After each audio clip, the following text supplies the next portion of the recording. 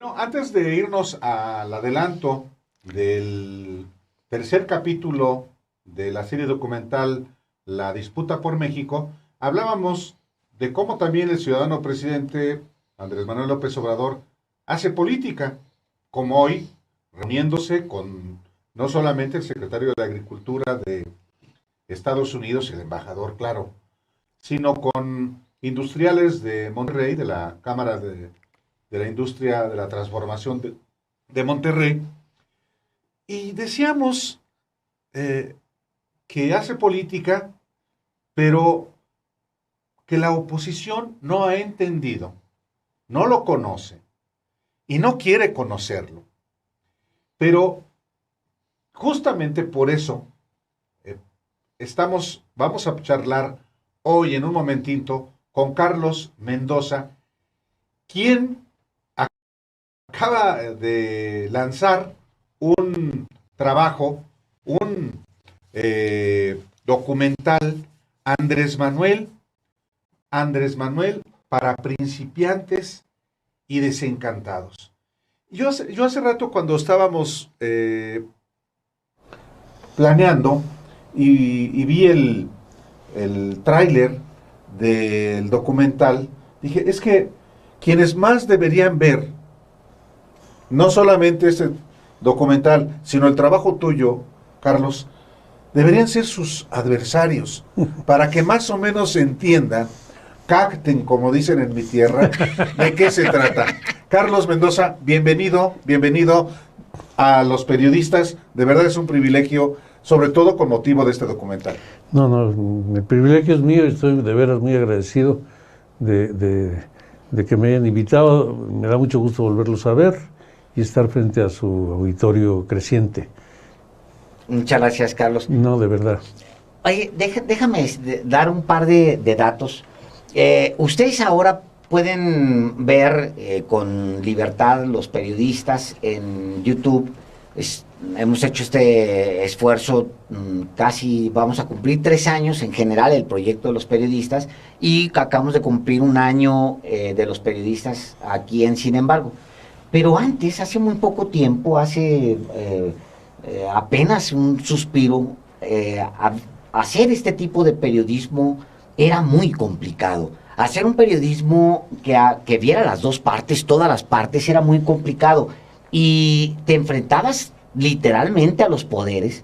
Y yo recuerdo mucho que cuando no existía ninguna voz y que era uniforme la voz de la prensa, siempre atacando a los proyectos de izquierda, siempre al servicio de los patrones, siempre al servicio de los gobiernos, existía, por fortuna, Canal 6 de Julio. Y Carlos ha dirigido por años, un esfuerzo independiente que de verdad es único en México y ahora, pues a nosotros de verdad es un privilegio tenerte aquí, Carlos, con todo el reconocimiento, porque el antecedente de los periodistas o de un ejercicio libre, la lucha empezó acá. A Carlos deben buscarlo y deben buscar Canal 6 de Julio. Hay maravillosa que es la gente. Uno va a los mítines y luego hay una colección brutal. Fíjense ustedes cuando vayan a un mítin. Hay una colección brutal en el piso, los tendidos, de colecciones de Canal 6 de Julio. Cuando vayan al siguiente mítin, obviamente un mítin de izquierda, si van a los de frenas, van a encontrar otra cosa. Pero en los tendidos de las marchas, en las mismas marchas, las manifestaciones, ahí va la gente cargando los CDs para venderlos en 5 o 10 pesos. Todos ellos, o la gran parte de ellos, documentales de Carlos, de Canal 6 de Julio, y siempre dirigidos por Carlos Mendoza. Me voy a extender un poquito porque creo que es el momento para decirlo. Mientras que Clio daba una versión de las élites intelectuales, mientras que Clio respondía a los intereses de las élites, cuando las empresas de Krause editaban estos videos de México y de la transición, supuestamente muy críticos, que obviamente estaban hechos para alabar al poder, existía Canal 6 de Julio como un acto heroico casi de resistencia permanente. Y afortunadamente Canal 6 de Julio ha venido documentando la guerra de Chiapas, la encuentra usted documentada por Carlos Mendoza, las matanzas de Zedillo, la persecución de los perredistas en los años de Cárdenas y en los años... el doctor Nava en San Luis Potosí. Sí, sí. Eso es Canal 6 de Julio. La mayoría de nosotros, Álvaro, yo, compramos esos documentos en la calle, en las manifestaciones, literalmente, para revisarlos y para tener nuestra propia videoteca de documentos alternativos de un país que siempre se ha visto desde el poder. De hecho, también a riesgo de no dejar hablar a Carlos Mendoza, nuestro invitado de hoy, déjeme simplemente hacerle una muy rápida relación de los trabajos que ha hecho. Bueno, a partir de 1988, solamente 88, no antes. En el 88, Crónica de un fraude. 89, que renuncie. En mismo 89, Modernidad barata. En el 91, San Luis, Lección de dignidad. 91, Contracorriente. 94, Videoopinión, los periodistas y el video. 94, Guerra en Chiapas. 94, 21 de agosto, elección bajo sospecha, la elección federal, por supuesto. 94, Chiapas, la otra guerra. 94, convención en Aguascalientes. 96, EPR, retorno a las armas. 98, Acteal, estrategia de muerte. Nos podemos seguir, pero Carlos, es un privilegio de verdad que estés aquí en un sencillo homenaje con motivo, por supuesto, de tu más reciente trabajo. No, muchísimas gracias. Yo creo que lo que acaba de decir Alejandro es medianamente cierto, porque en el audiovisual prácticamente no había ninguna otra voz. Pero en el periodismo escrito estaban ustedes, estaba Proceso, tú estabas en Proceso, ese Proceso de esos años, y estaba el trabajo de Alejandro también, que era un trabajo independiente. Cuando nos conocimos estabas en el diario de... Estaba en el diario de Juárez, imagínate.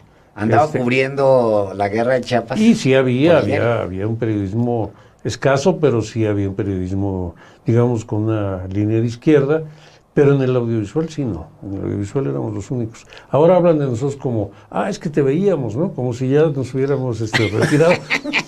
Pero sí, digamos que sí era casi obligado, ¿no? Nos veían sí, hasta los que ahora ya no nos quieren. Sí. Sobre todo tus malquerientes. Porque ahí había... Sí, yo tengo algún conocimiento de... me invitaron hace un par de años a la Cineteca a hablar del archivo de Canal 6 de Julio, que es un archivo significativo, es un acervo ya importante. Y la persona que me estaba acompañando en el escenario sacó 2 videos Betamax con programas nuestros, con documentales nuestros, que venían en el donativo que Luis Echeverría Álvarez hizo de sus videos y de su biblioteca. Bueno, los videos se quedaron en la Cineteca, la biblioteca se fue a otro lado. Pero eran la colección de Luis Echeverría. Y eran 2 documentales nuestros. ¿De ustedes? De nosotros, sí. En la colección de Luis Echeverría. De Luis Echeverría, pero no es lo único que sabemos de muchos otros. Porque los fraudes no quedaron documentados en México por los que tuvieron el dinero para hacerlo. Perdón si vuelvo a citar a Clio, porque pues es los que tenían... No somos propiamente competencia, pero sí es la tienda, la tienda de enfrente, ¿no? Claro, es la tienda de enfrente. Había los fraudes, la manipulación política, la guerra intestina, las guerras de guerrillas, todos los movimientos subversivos, todo eso... El 68. El 68, las crisis financieras y sus consecuencias, el Fobaproa, todo eso... La amnistía del 78 a los guerrilleros, después de la reforma política del 77 de López Portillo. Es decir, ahí había ya más bien, ahí estaba documentándose lo que la prensa masiva con mucho dinero ocultaba. Y no es menor, porque ahí están los testimonios, todo el trabajo que hizo Canal 6 de Julio. Yo me acuerdo, voy a presumir un pedacito, porque en uno de los documentales de lo de Chiapas, de la guerra de Chiapas, viene una mención con agradecimiento, porque andábamos pegados con uno de los equipos de Carlos. Cuando estalló la guerra, nos despegamos, andábamos con ellos y pues, todos pobretones, nos quedábamos en el mismo cuarto, todos pero ahí. Nosotros más que ustedes. No, bueno, quién sabe, más o menos. Pero andábamos todos pobretones, pues sí, pidiendo rides a los demás de reporteros de los otros medios para que nos llevaran, y nos subimos a las camionetas, a las partes de atrás, y andábamos ahí sobre todo con maestros que se seguían desplazando en la zona. Y entonces Canal 6 de Julio me puso un pedacito así, y entonces le tomé yo una foto al video y se la mandé a mi papá. Le dije, mira, el agradecimiento. Y entonces mi papá me habló y me dijo, pues ya lo vi, ¿quién es? Porque pues imagínate, ya en Chihuahua, ¿quiénes son? Le dije, te tengo una colección completa. Y le mandé a mi padre todo lo que encontré en algún meeting, ¿no? De algún meeting de Cuauhtémoc, yo creo que sería, agarré toda la colección y ahí le mandé. Pues era diario la llamada de mi papá de Ciudad Juárez para decirme, ya terminé el otro, qué barbaridad, no puede ser, oye, y hay más. Imagínate tú eso.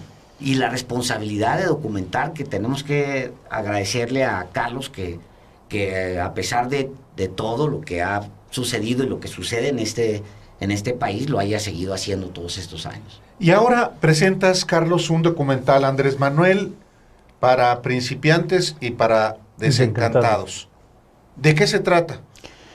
Mira, es un documental en dos partes. La primera parte abarca desde la aparición de Andrés Manuel durante la campaña de Cárdenas en Tabasco, en mayo de 88, y llega hasta 2018. Es un hasta el mitin del Estadio Azteca, donde ya prácticamente ya anticipa su triunfo. Es un recuento, digamos, pues más o menos crítico. Son 30 años. Son 30 años, que al mismo tiempo termina siendo un recuento de la izquierda de esos sí, años, ¿no? Del PRD, de Morena.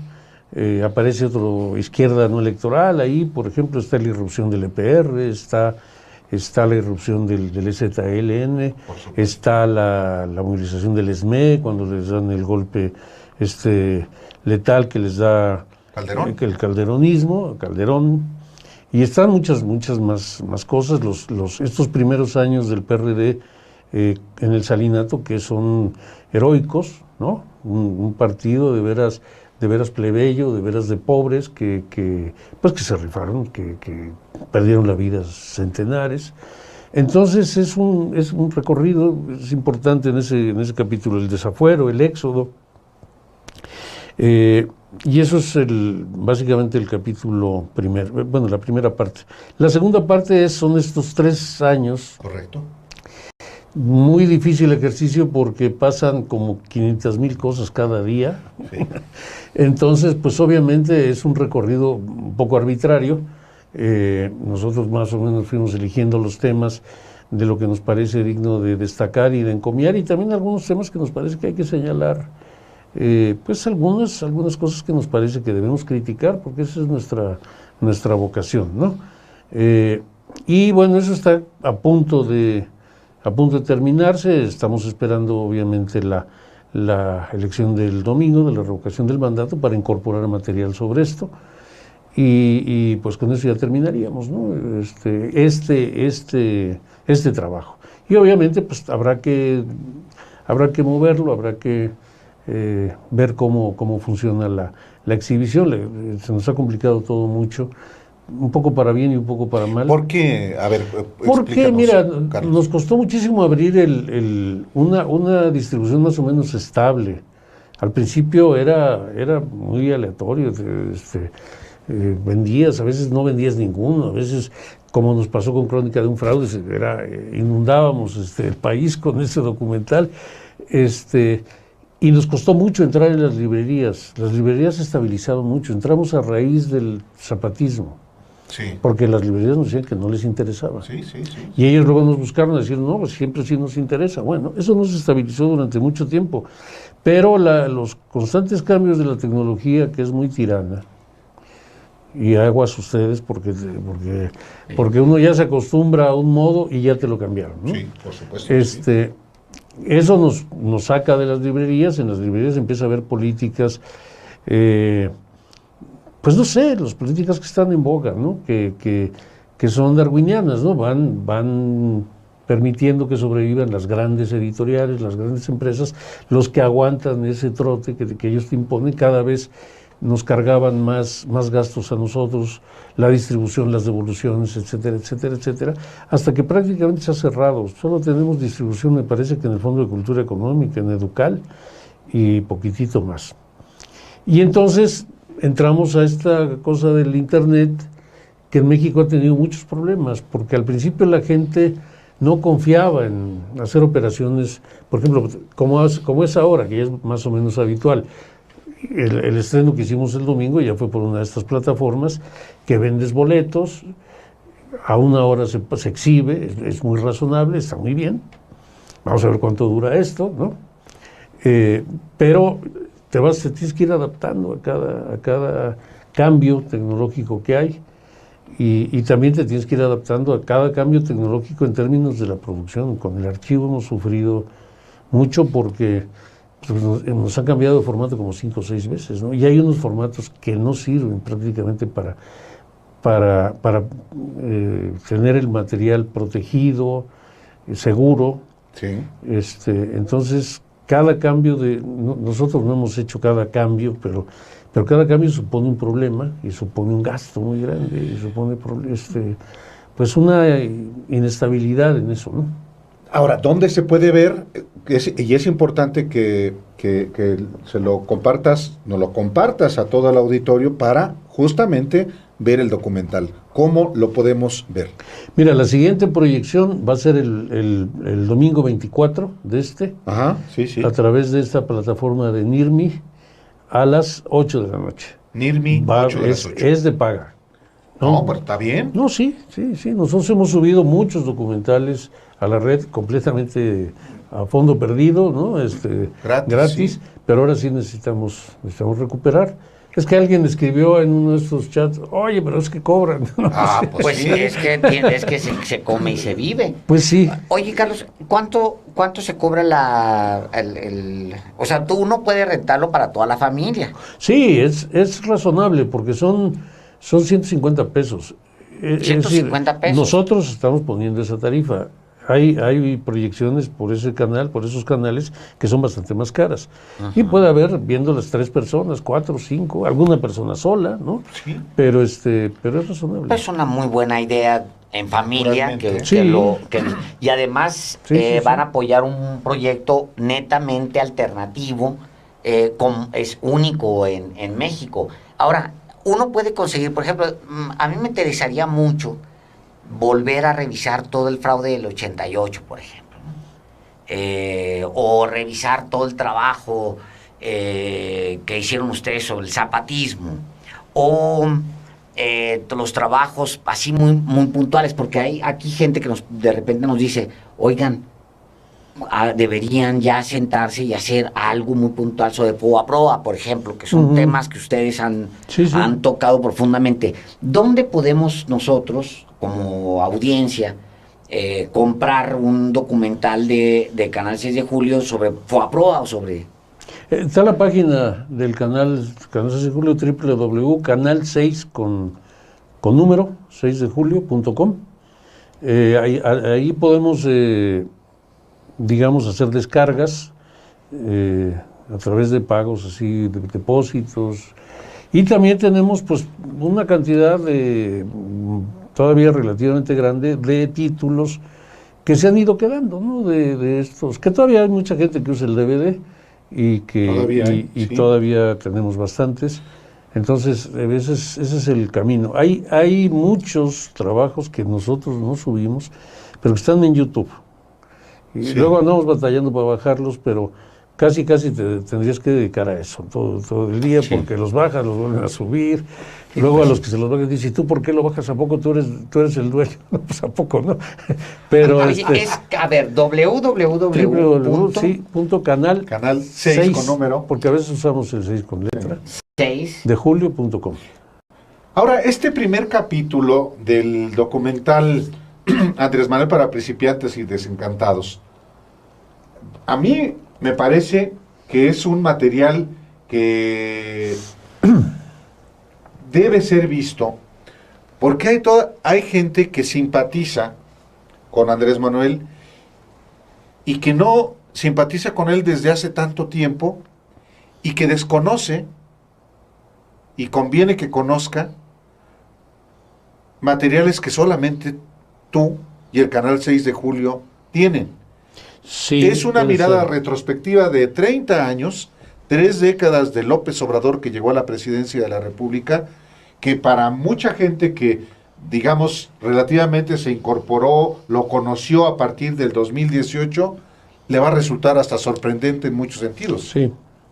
Mira, Álvaro, yo te digo, a mí mismo me terminó sorprendiendo cuando reunimos todo el material, qué tan claro queda su regambre popular, ¿no? Sí. Cómo de veras estuvo metido con la gente de abajo, sobre todo en Tabasco, En la Chontalpa. como un dirigente verdaderamente popular, verdaderamente comprometido con las causas de esa gente.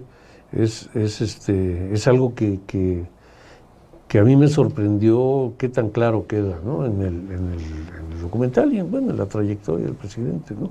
Y luego también tiene otros episodios, ¿no? Su gestión como presidente del PRD es muy brillante, ¿no? Le criticamos algunas cosillas, ¿no? Ahí nos parece que el 2006 se durmió, ¿no? O sea, se confió demasiado, que no moviliza luego a la gente que tiene a su alrededor, ¿no? Que pudo haber defendido el voto de una manera mucho mejor y evitarnos la pesadilla esa que fue el sexenio de Calderón. Pero bueno, pues todos los políticos tienen claroscuros, ¿no?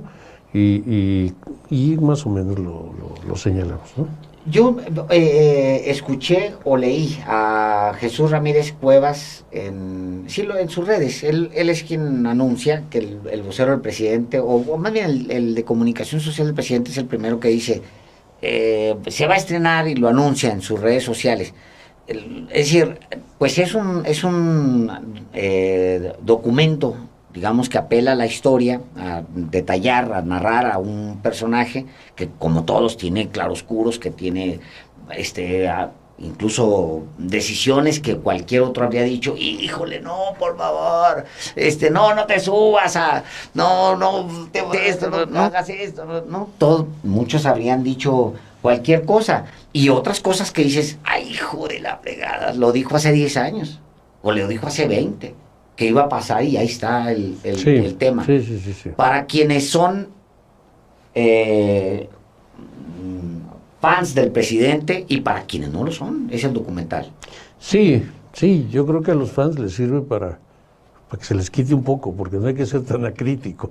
Pero, bueno, lo digo con respeto, el que quiera, pues allá él. No, Sí, claro, ¿no? claro, sí. Pero yo sí creo que tenemos que acompañar decisiones que tienen que ver con todos nosotros. ¿Qué va a pasar con la sucesión? ¿Cómo va a ser? ¿No? ¿Qué está pensando el presidente? ¿Y qué decimos los demás? ¿No? No se trata de echarle las contras, sino decirle, oye... Pues, sí, no jamás perder el sentido crítico, claro, porque además esto nos incumbe a todos, ¿no? Entonces, y bueno, y los que no lo son tanto, pues está bien. Y la derecha a lo mejor hasta entiende algunas cosas, ¿no? En el documental, como ustedes ven, lo comentan, son entrevistados Arturo Cano, periodista al que seguramente conocen bien, no. y un académico joven de la UNAM, es politólogo, el doctor Enrique Pineda, que también es muy agudo, muy crítico. Y ellos hacen señalamientos muy importantes, ¿no? En algún momento Arturo Cano dice, pues lo que pasa es que la derecha no entiende que cuando habla el presidente y dice esas cosas, pues no está hablando con ellos, a lo mejor hasta lo entienden, ¿no? Que sí, ese es su núcleo y se dirige a él y sabe cómo hacerlo y le da resultados, ¿no? Entonces sí puede ser interesante para ellos. Ahora,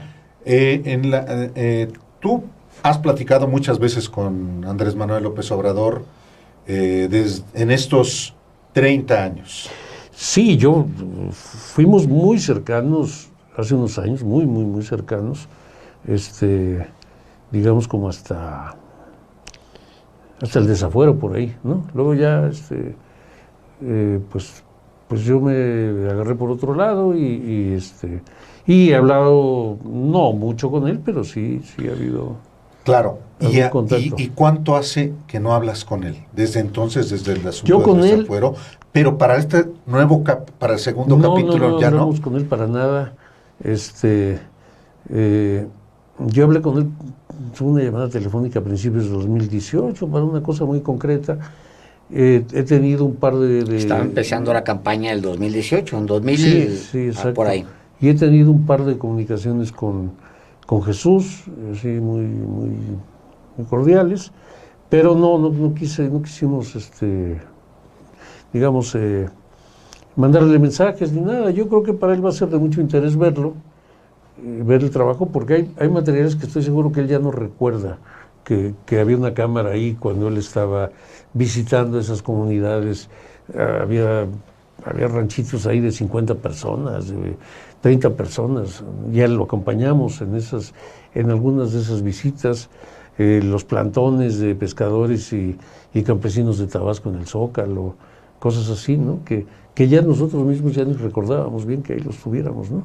Entonces yo creo que para él va a ser interesante, si no nuestras opiniones o las opiniones de los que estamos ahí, sí el material, la imagen para él va a ser muy...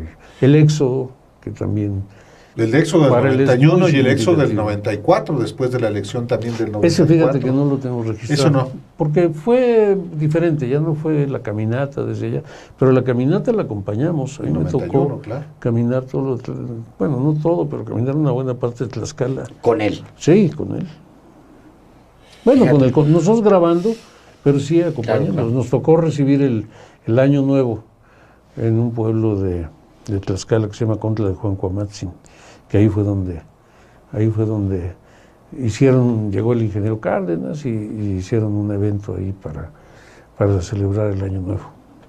¿Para cuándo tienes previsto la segunda parte del Mira, la segunda documental? parte, pues tendrá que estar en un par de semanas, a lo mejor un poquito más, pero vamos a tener que medirle un poquito a cómo alternar todavía exhibiciones de la primera con el estreno de la segunda, porque nunca lo hemos hecho, nunca hemos sacado documentales así en dos partes, y además también nos estamos familiarizando con estas plataformas que no las conocemos bien. Entonces era el domingo en la mañana y A unas horas del estreno. a unas horas, y estábamos un poco desconcertados, y de pronto sube a 100 horas, ¿no? Pero de pronto es un comportamiento de la gente con eso que no sabemos. Entonces al final creemos que nos fue bastante bien, pero de pronto hay días que no se mueve nada y dices, híjole, ¿esto qué está pasando? Y es así como la gente se acerca a estas nuevas... Yo creo que es un aprendizaje, perdón, no te arrebaté la palabra, Alejandro, es un aprendizaje para todos, para los jóvenes son de una habilidad ya casi congénita, pero para todos estamos aprendiendo y yo tengo seguridad de que la gente, por ejemplo, la gente de los periodistas, que es muy generosa, claro que se va a asomar inmediatamente y se va a volcar a ver esta primera parte y la segunda. Bueno, pues bienvenidos y desde luego muchas gracias a ustedes porque... No, la verdad que sí, porque tú sabes que es muy valioso, esta difusión es muy difícil, es muy difícil tener una penetración tan grande como la que ustedes tienen. Pues qué bueno que podamos platicar, Carlos, qué bueno que nos anuncies también cuando tengas la segunda parte para darle la máxima difusión que podamos a través de esta misma plataforma y también a la gente. Yo creo que hay documentos que tienen ustedes casi por obligación que buscar de Canal 6 de Julio. Hay muchos documentos ahí donde es necesario revisar porque esto no viene de la nada. O sea, lo que estamos viviendo hoy no viene del vacío, no viene de la nada. tiene un antecedente brutal de mucha lucha, de mucho trabajo, y ahí ha habido gente como Carlos Mendoza que pues han dejado todo en el camino para ir documentando, y nosotros lo celebramos siempre, se lo celebramos a Carlos, y por supuesto pues gracias por haber venido el día de hoy, Carlos. Muchas gracias a ti, y si algún mérito tenemos, hay que decirlo con honradez. Bueno, ha pasado muchísima gente por el canal, ¿no? Algunos que ya pasaron durante un año, a veces 15 años, y luego se fueron. Este es un lugar no muy bueno como fuente de empleo, porque pues siempre los salarios son muy magros, pero sobre todo decir que gracias, este trabajo se ha sostenido gracias, de verdad, no es demagogia, gracias a la gente. Sí. En la medida que la gente está del otro lado y te hace sentir que le interesa tu trabajo, que la convocas y ahí va, que compra, a veces compra pirata, pero luego llega a las ferias de libros y dice, oye, yo te he comprado piratas, pero hoy sí te voy a comprar. Claro. Sí, claro. Y ese ha sido el verdadero motor de este proyecto, la verdad. Sí. Carlos Mendoza, muchísimas gracias por haber acudido, y por supuesto les recomendamos que no solamente este primer capítulo del documental de Andrés Manuel para principiantes y desencantados lo vean, sino esperen la segunda parte y se vuelquen. Así es que muchísimas gracias. Muchas gracias, de verdad. Y aquí les damos el dato cuando salga. Supuesto. Aquí se los avisamos con tiempo para que ustedes también se preparen. Y júntense hasta 2 familias, hombre, digo, pagan los 150 pesos, que es en realidad nada. 2 familias, ven ahí, o una familia, y esa es la ganancia de la plataforma, ¿no? Sí. Bueno, volvemos enseguida. Oye, ¿por qué se atreve a hablar diario él directo con la población? El mundo de la política de pronto tuvo que abrir las puertas, ¿no? Él entendió eso, las élites, ¿no? Podemos pensar que vamos a regresar a un mundo político en donde la representación política es un imaginario del pueblo, y el pueblo ya no tiene maneras de informarse directamente. Lo imposible.